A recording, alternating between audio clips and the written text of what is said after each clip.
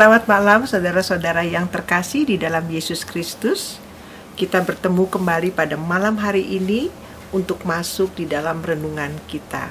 Sebelumnya, marilah kita bersatu di dalam doa. Ya Tuhan, Allah Bapa kami yang kami sembah melalui Yesus Kristus, terima kasih Tuhan, Engkau boleh memberikan waktu kepada kami untuk mendengarkan firman-Mu melalui renungan pada malam hari ini. Hadirlah bersama kami ya Tuhan, dan pimpin hati dan pikiran kami. Terima kasih Tuhan. Amin. Saudara-saudara yang terkasih di dalam Yesus Kristus, renungan kita pada malam hari ini terambil dari Amsal 10 ayatnya yang pertama. Demikian bunyinya. Anak yang bijak mendatangkan sukacita kepada ayahnya, tetapi anak yang bebal adalah kedukaan bagi ibunya. Saudara-saudara yang terkasih dalam Yesus Kristus, betapa seringnya kita mendengar keluhan atau keluarga yang dipusingkan oleh perilaku anak-anaknya, khususnya misalnya yang bermasalah, yang masuk kategori bandel lah, nakal, sulit diatur, dan sebagainya, kira-kira yang sejenis seperti itu.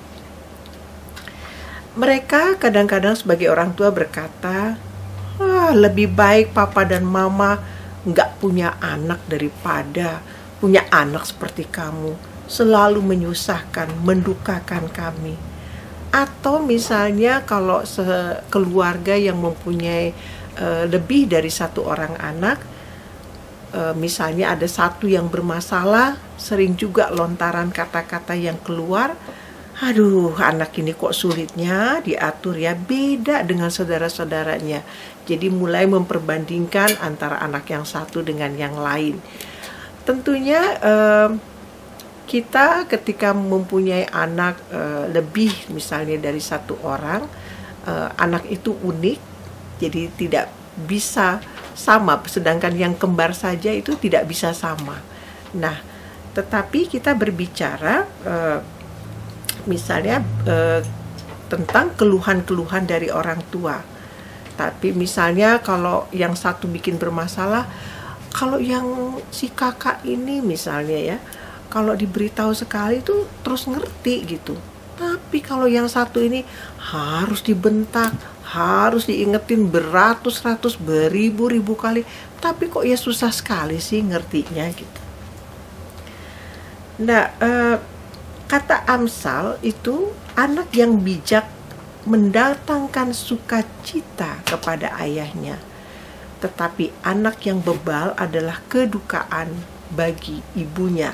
Ini secara budaya memang sering begitu ya. Kalau misalnya anak itu sukses, itu sering dikatakan itu anak ayah. Tapi kalau misalnya bermasalah, itu anak ibu. Seolah-olah itu menjadi tanggung jawab ibu, seperti itu.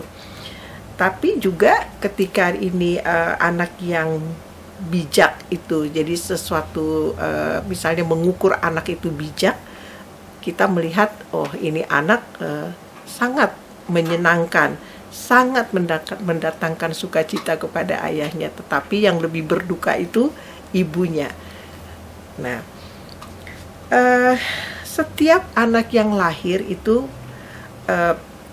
pasti beranjak dari belajar, artinya ada proses belajar gitu. Dan kita mengharapkan anak-anak kita adalah anak-anak yang bijak kelak. Nah, kita bisa lihat dari proses anak dari mulai kecil, dia mulai belajar berjalan, mulai belajar merangkak, lalu belajar bagaimana makan dan minum yang baik, bertumbuh, berinteraksi dengan lingkungan dan sebagainya. Kemudian bagaimana dia bisa mandiri, mulai bisa berjalan sendiri, berlari. Tetapi kan itu semuanya itu membutuhkan pembelajaran. Dan itu terus berangkat dari proses masa kecil sampai ke dewasa.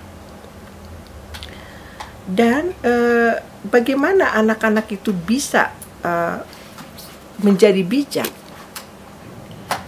Dapatkah kita lihat, bukankah mereka belajar pertama kali dari kita sebagai ayah dan ibunya? Anak akan bijak jika ia bertumbuh dan dikelilingi oleh orang-orang yang bijak. Sekolah yang pertama dialami oleh anak adalah berasal dari orang tua dan keluarganya. Demikian juga sebaliknya, tadi kalau kita berbicara tentang anak yang bebal, yang sulit menurut, melawan, kasar, pokoknya segala melanggar aturan yang semua sangat menyulitkan atau menyusahkan hati dan perasaan orang tua. Yang pasti dapat dikatakan bahwa ketika anak lahir dan kemudian bertumbuh semakin besar dan sampai dewasa, rumah adalah sekolah yang pertama. Nanti sesudah itu baru dia keluar dari rumah belajar ke sekolah yang formal. Apa yang dikatakan oleh Amsal tentang anak bijak dan bebal tidak lain mengingatkan sebetulnya. Mengingatkan agar semua orang tua, ayah dan ibu, berlakulah bijak dan bukan bebal. Karena itulah yang akan dilakukan oleh anak, karena itu yang dilihat. Mereka meniru apa yang berada di sekitarnya, dan itu akan diingat oleh anak-anak di sepanjang hidupnya. Anak bisa menjadi anak bijak dimulai dari proses awal, yaitu dia bertumbuh bersama orang-orang bijak yang ada di sekitarnya. Dan lingkar pertama adalah ayah dan ibunya. Itu sebagai nuclear family. Kalau dia extended family juga itu sangat berpengaruh kepada anak-anak, apakah dia menjadi anak yang bijak atau dia menjadi anak yang bebal. Dan ini menjadi pesan yang penting dari Amsal. Kalau dikatakan bahwa anak yang bijak mendatangkan sukacita kepada ayahnya, tetapi anak yang bebal adalah yang mendukakan bagi ibunya, tentu semua orang tua punya pengharapan yang besar kelak dia memperoleh atau mempunyai anak yang bijak. Untuk itu pesan Amsal, jadilah orang tua yang bijak, menjadi yang ditiru oleh anak-anak kita, menjadi panutan bagi anak-anak kita, sehingga kelak mereka menjadi anak-anak yang bijak. Karena kita bertanggung jawab dalam hal mengedukasi, karena ketika mereka dilahirkan kita bertanggung jawab secara penuh menjadi apakah anak kita kelak. Kita berkontribusi sangat besar terhadap pertumbuh kembangan dari anak kita itu sendiri. Jadi kalau kita melihat anak kita bermasalah, sebetulnya juga kita harus mempertanyakan kepada kita. Kadang-kadang kan orang tua bertanya, kok kenapa jadi bisa begini ya? Ini anak susah diatur. Mungkin itu juga menjadi introspeksi lebih dalam ke dalam diri kita, bahwa sedikit banyaknya kita berkontribusi mengapa anak kita menjadi seperti itu. Untuk itu yang bagi keluarga yang mempersiapkan diri juga untuk mempunyai anak, menjadilah orang tua yang bijak terhadap anak kita, sehingga di masa depan kita juga akan melihat anak-anak kita yang bijak. Begitu, demikian firman Tuhan kita pada malam hari ini. Mari kita bersatu di dalam doa.